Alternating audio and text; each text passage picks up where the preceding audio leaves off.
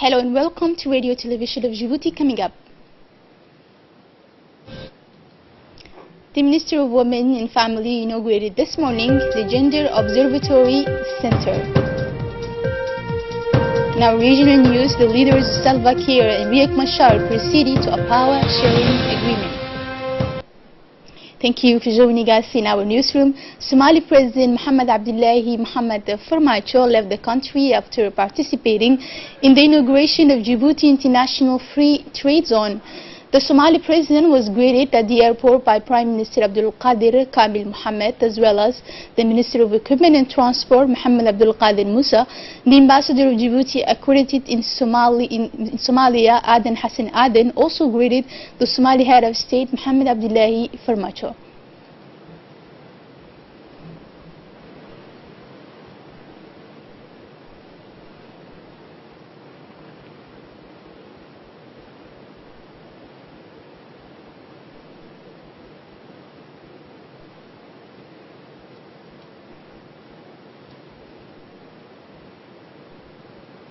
And as I mentioned in our major stories, the Ministry of Women and the Family has inaugurated this morning the Gender Observatory Center located at Heron.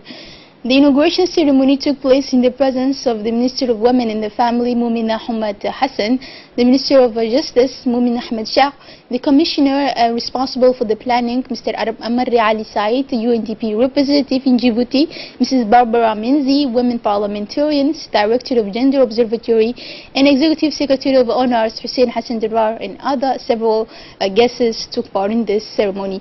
Then a protocol of agreement was initiated between the Observatory of Gender, between the Ministry of the Women and the Family and the DSET.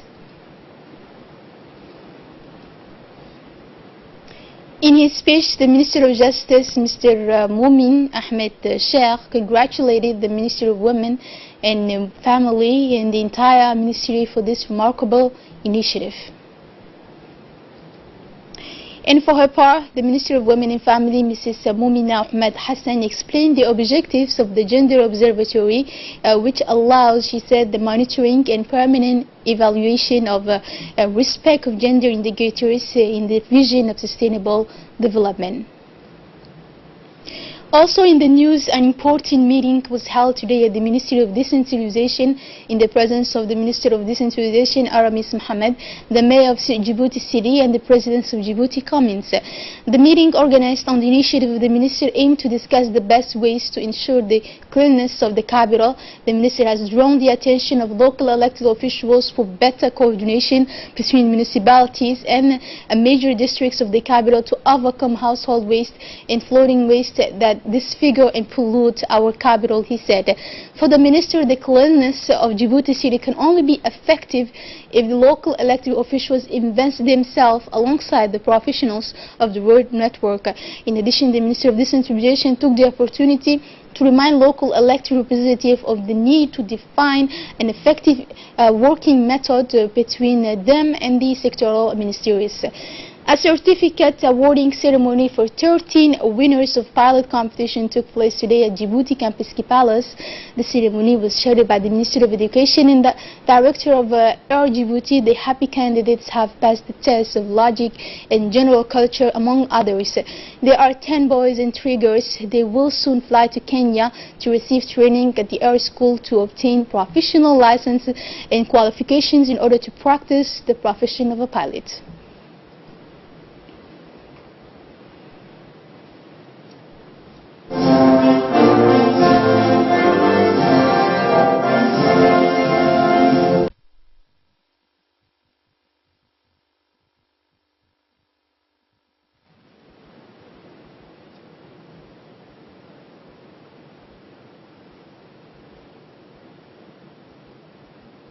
And for this occasion, the Minister of Higher Education did not fail to express himself delighted and congratulated the winners of this competition.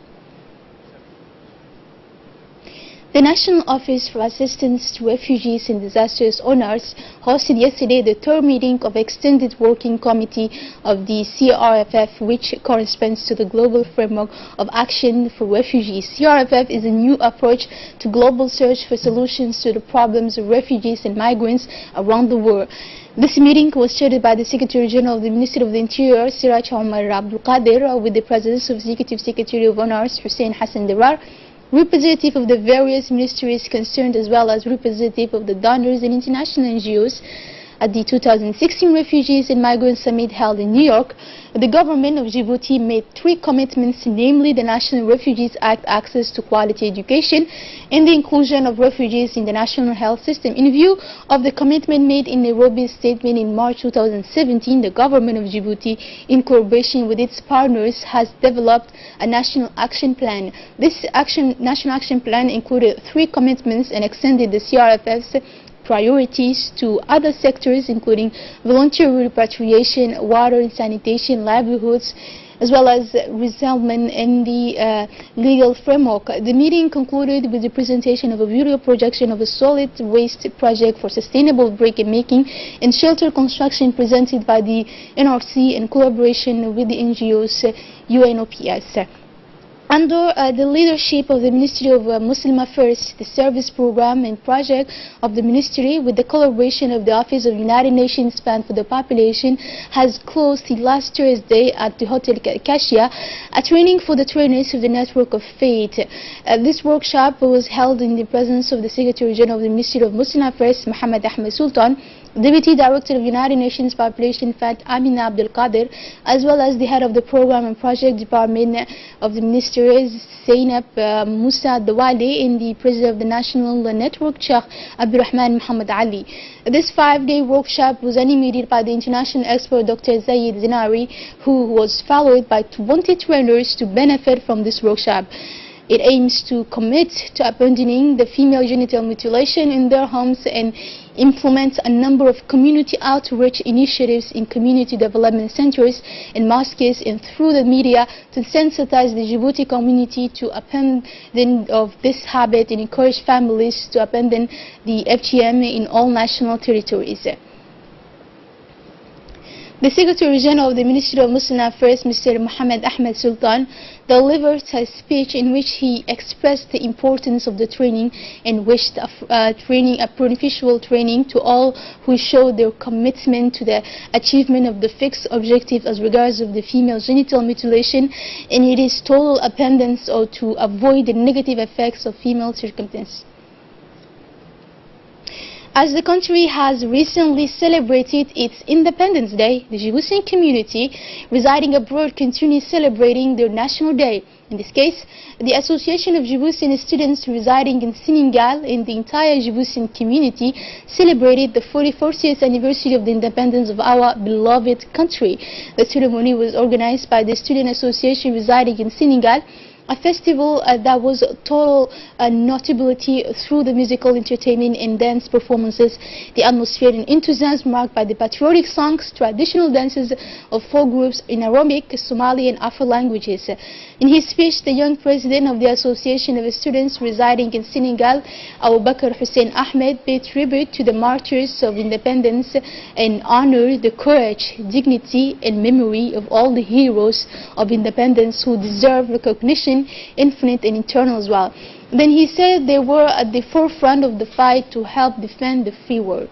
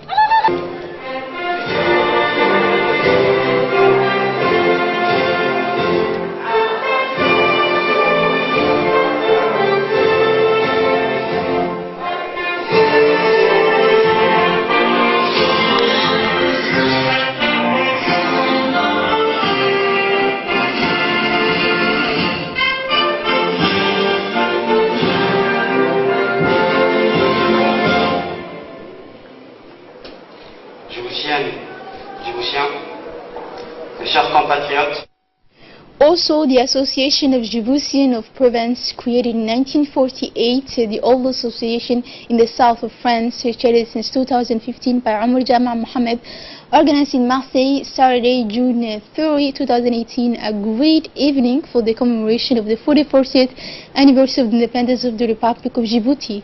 This evening was, as every year, an opportunity to gather all compatriots to celebrate in unity around the Djibouti flag. More than 300 people from Paris, London, Belgium, Switzerland, and several cities in France participated in this evening.